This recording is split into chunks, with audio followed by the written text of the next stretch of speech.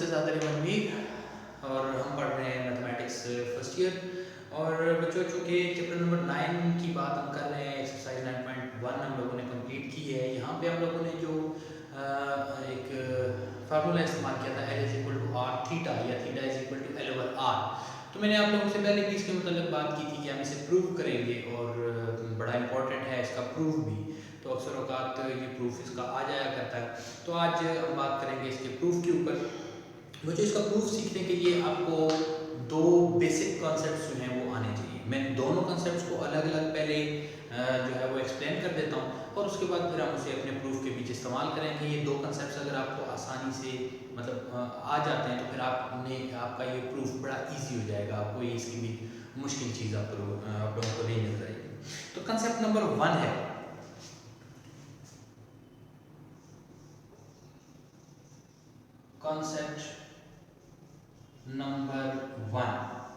Concept number 1 है radian की definition कि एक रेडियन बेसिकली होता क्या है। तो रेडियन की डेफिनेशन जो है वो मैं यहाँ पे लिख देता हूँ।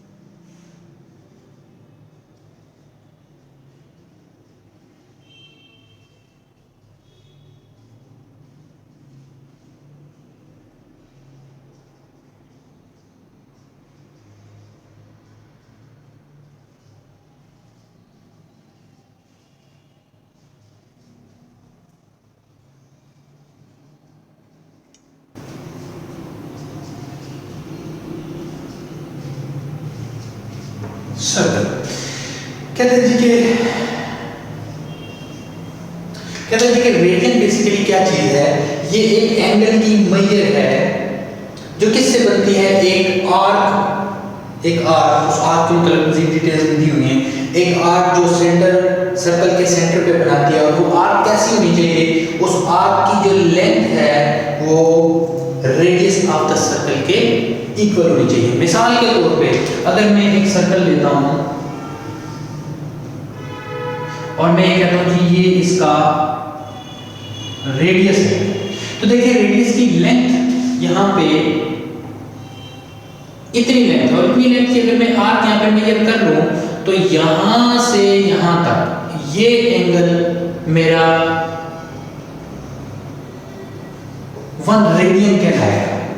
और अगर मैं इसे पॉइंट ए और बी और इसे ओ कह लूं तो ओ ए अगर मेरे पास आर के इक्वल है तो आर ए बी की जो लेंथ जिसे हम एल कहा करते थे ये भी आर के इक्वल होनी चाहिए। तो अगर ये दोनों इक्वल हो जाती हैं, लेंथ ऑफ आर्क जो है वो रेडियस ऑफ द सर्कल के इक्वल हो जाती है, तो फिर वो जो सेंटर पे जो एंगल बनेगा हम उसे क्या कहेंगे, 1 रेडियन। सिमिलरली अगर कोई बड़ा सर्कल मैं ले लूं उसमें भी बिल्कुल सेम डेफिनेशन लागू होगी। मैं इसे कहता हूं जी ये मेरे पास आर है, तो अगर इतनी ही नाप के मैं यहाँ पे मार्क कर लेता हूँ इस लेंथ जो है वो आर के इक्वल हो, तो यहाँ से यहाँ तक जब इसे मैच करूंगा मैं तो ये जो थीटा मेरे पास बनेगा ये एंगल जो बनेगा वो 1 रेडियन बनेगा। तो क्या पता चला कि अगर किसी सर्कल में लेंथ ऑफ आर्क और radius of the circle equal होंगे तो उस आर्क की वजह से सेंटर के ऊपर जो एंगल बनेगा उसे हम क्या कहेंगे, ये क्या है, 1 रेडियन। इसके बाद जो दूसरा कांसेप्ट है बच्चों वो आप लोगों ने अपनी जो एलिमेंट्री ज्योमेट्री है 9th 10th में जो आप लोगों ने थ्योरम्स पढ़े थे वो उनमें बड़ा इस्तेमाल होता है। वो कांसेप्ट बेसिकली क्या है, कांसेप्ट बेसिकली ये है कि अगर एक सर्कल में अगर आप लोगों के पास 2 सेक्टर्स हैं, फर्स्ट करें मैं कहता हूँ एक सेक्टर मेरे पास ये है ए बी ओ और एक सेक्टर में कहता हूँ कि मेरे पास कुछ यू है, मैं इसे सी कहता हूँ। इसे मैं कहता हूँ ये सेक्टर ए है या सेक्टर बी है, जिस तरह से भी मेरे पास सेक्टर है ए ओ बी और ए ओ सी। तो बच्चों याद रखिएगा, जो रेशो इन सेक्टर्स के एंगल्स की होगी वही रेशो इन सेक्टर्स के एरियाज की भी होगी, और वही रेशो इन सेक्टर्स की आर्क लेंथ्स की भी होगी।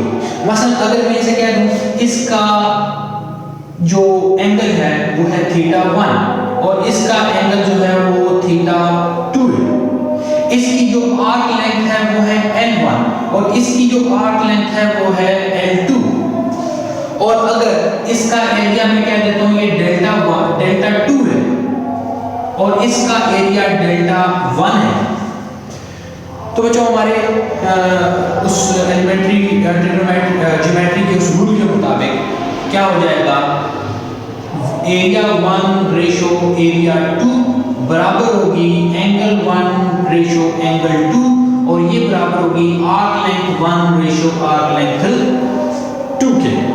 तो इन्हीं दोनों कॉन्सेप्ट्स को लेके हम आज प्रूव करने वाले हैं theta is equal to L over r या r is equal to L is equal to r theta. तो इसके लिए बिल्कुल इसी तरह से करना होगा, हमें एक सर्कल लेना पड़ेगा, उसके दो सेक्टर्स बनाने पड़ेंगे, फिर ये वाला कॉन्सेप्ट लेके हम लोग उसे कंप्लीट कर लेंगे। तो मैं इसे कर देता हूँ और चलते हैं हम लोग अपने प्रूफ की।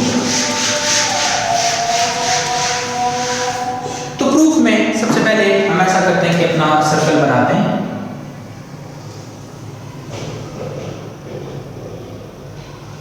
ये इसका रेडियस है r और ये सेंटर इसका O है, A B। इसका एंगल हमें मालूम नहीं है, हम इसे कह देते हैं कि ये थीटा रेडियन है। आर्क लेंथ के मतलब भी हमें कोई इंफॉर्मेशन नहीं है, तो आर्क लेंथ को हम L कह रहे हैं। तो हम इस सर्कल के बारे में लिखते हैं, प्रूफ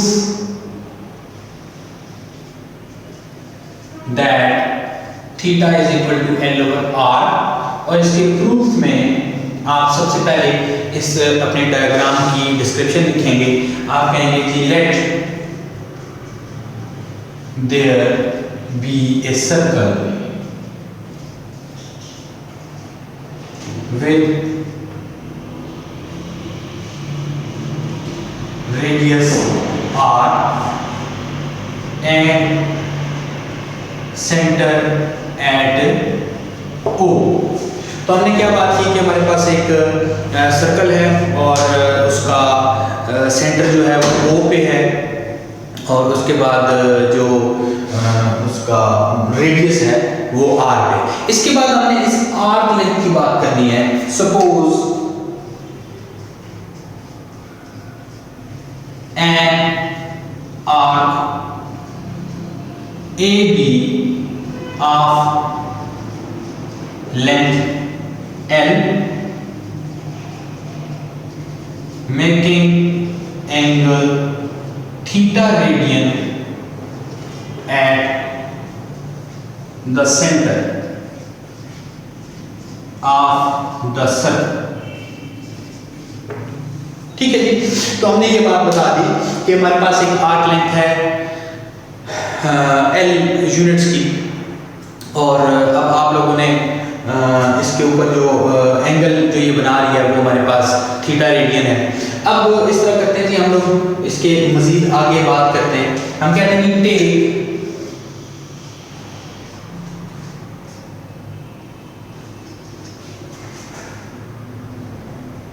take an arc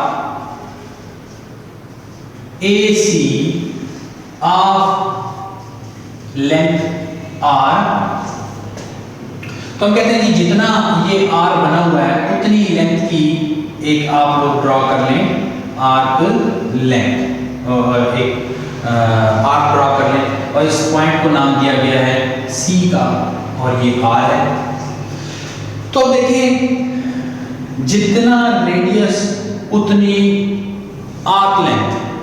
तो कॉन्सेप्ट नंबर 1 कहता है हमारे पास ये जो एंगल है वो कितना बनेगा 1 रेडियन। 1 रेडियन की ये डेफिनेशन थी कि रेडियस r के इक्वल की आर्क लेंथ जो है वो जो एंगल बनाती है सेंटर के ऊपर उसे हम कहते हैं 1 रेडियन। तो लिखेंगे आप by definition of radian, by definition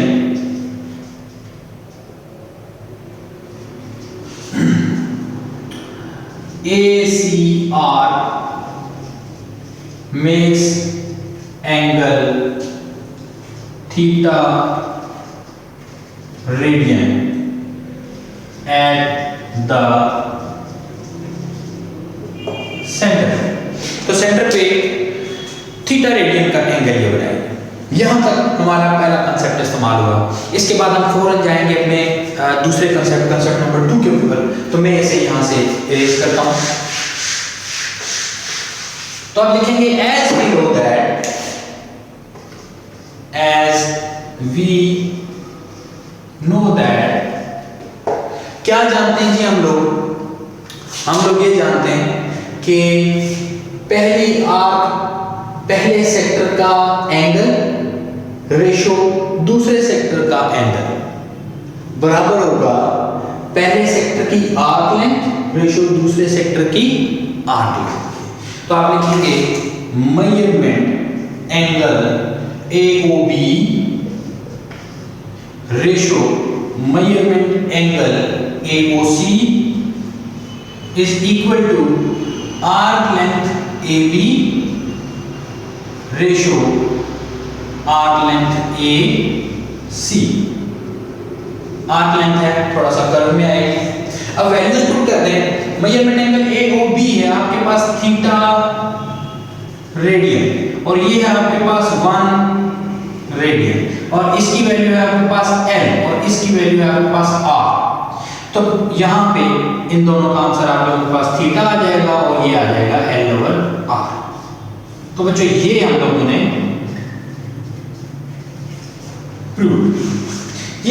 prove करना था। तो बच्चों इस बहुत ही अहम और खास किस्म के कंसेप्ट का या प्रूफ के मतलब आज हम लोगों ने पढ़ा। इंशाल्लाह कल हम एक्सरसाइज 9.2 को अपने अगले लेक्चर में डिस्कस करेंगे। आज तक के लिए इजाज़त दीजिए। अल्लाह हाफ़िज़।